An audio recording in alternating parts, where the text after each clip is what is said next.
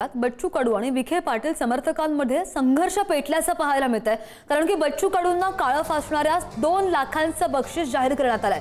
भाजपचे जिल्हाध्यक्ष दादासाहेब सोनमाळी यांच्याकडून हे बक्षीस जाहीर केलं गेलेलं आहे। विखेंची गाडी फोडणाऱ्याला कडूंनी 1 लाखांचं बक्षीस जाहीर केलेलं होतं आणि त्यामुळे बच्चू कडू आणि विखे पाटील समर्थकांमध्ये संघर्ष पेटताना पाहायला मिळतोय।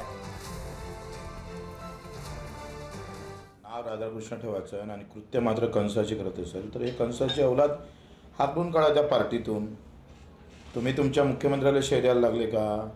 फडणवीस साहेब एका इकडे कर्जमाफीची घोषणा करतं, तारीख देतं आणि हे वाचाळवीर मंत्री महोदय सांगतं का कर्जमाफी किती डाव द्यायची, काय करायचं, किती डाव लुटायचं तुम्ही त्याचं ठरलं नाही पाहिजे?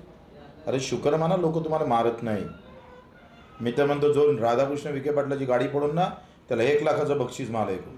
मी तर फोडणार होता भेटला तर, पण हे नालायकी थांबवा, आम्ही सहन करणार नाही।